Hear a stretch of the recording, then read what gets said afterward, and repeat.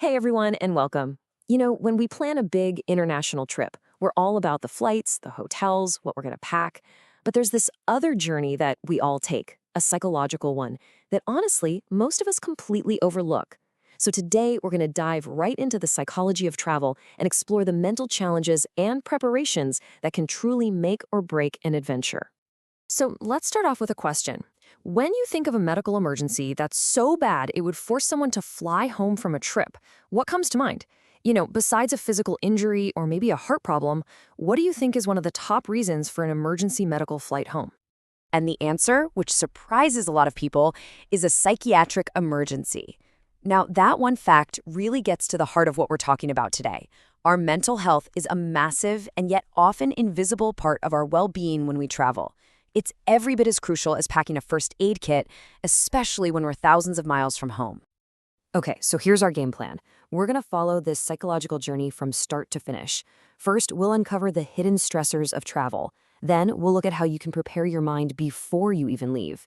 We'll talk about the challenges on the road, explore the surprising shock of coming home, and then wrap it all up with a practical checklist for your next adventure. First up, let's talk about the hidden side of travel. Because here's the thing, even the most incredible, once-in-a-lifetime trip is, by its very nature, a stressful event. It just pushes us out of our comfort zone in ways we don't always see coming. I mean, think about the trade-off we're making when we travel. We are literally leaving behind our support systems, our family, our friends, our predictable daily routines. And in their place, we dive headfirst into the unknown. And yeah, that's exciting, but it also brings a ton of new stressors. Foreign languages, unfamiliar customs, potential threats we're not used to dealing with. It's basically a perfect recipe for high-level stress. And what happens in that kind of pressure cooker environment? Well, the consequences can be pretty significant. That stress can make pre-existing mental health conditions worse, or for some people, it can trigger them for the very first time. And this isn't about being a certain type of person. This is a universal human response to a really intense and stressful situation. So, how in the world do we handle all this pressure? Well, the key really is preparation, being proactive.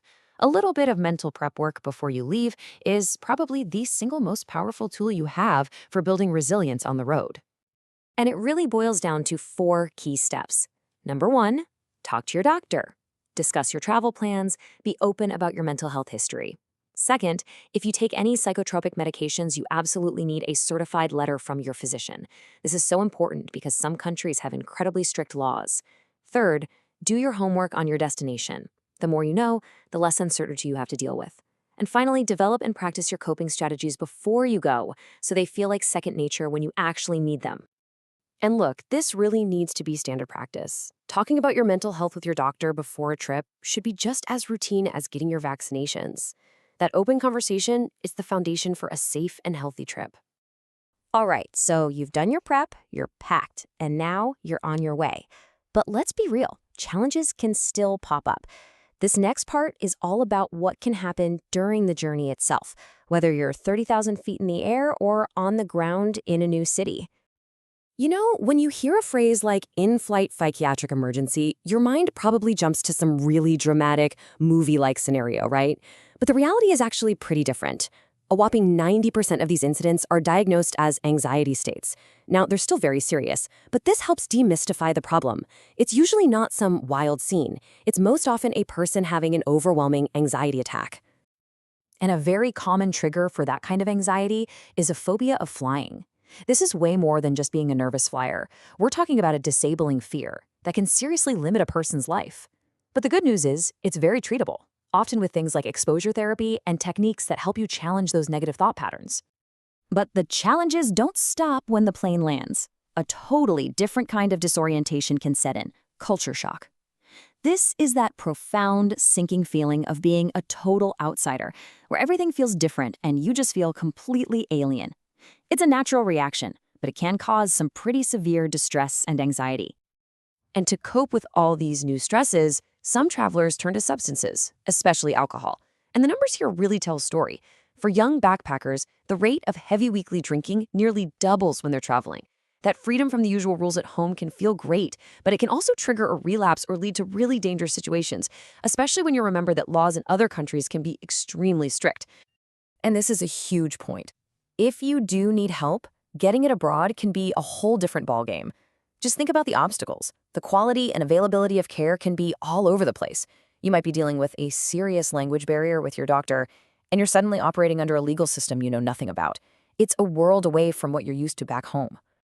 All right, so you've navigated the trip, you've handled the challenges, you make it home safely. The journey's over, right? Well, not exactly. This brings us to a final and honestly often completely overlooked stage, the psychological shock of coming home. It's called reverse culture shock. It's that really strange, disorienting feeling you get when you come back from a long trip and home just doesn't feel like home anymore. You might feel frustrated or isolated or even just sad, and you can't quite figure out why. And at its core, it really comes down to this. You've changed. You've had all these incredible experiences that your friends and family simply haven't. And that realization that you've sort of grown apart because of those different experiences can create a real sense of loss and distance for you and for them. It's a totally real and valid part of the whole travel experience. Okay, we have covered a lot of ground. So let's wrap all of this up with a simple, actionable checklist. Think of these as the key takeaways to remember for your next big adventure. So to recap, first, cut down on uncertainty by doing your research. Second, protect yourself by always carrying that doctor's note for your medications. Third, build up your resilience by practicing stress management techniques beforehand. A big one, stay safe by being super aware that laws around substances can be drastically different elsewhere. And finally, just be kind to yourself. Give yourself the grace to understand that feeling culture shock and reverse culture shock is a totally normal part of the journey. So, as we close this out, I'll leave you with one final question to think about. The next time you're getting ready for a trip, you're going to pack your passport, your tickets, your money, all the essentials. But is your mind on your packing list? Because preparing it might just be the most important thing you can do for a healthy, happy, and truly life-changing journey.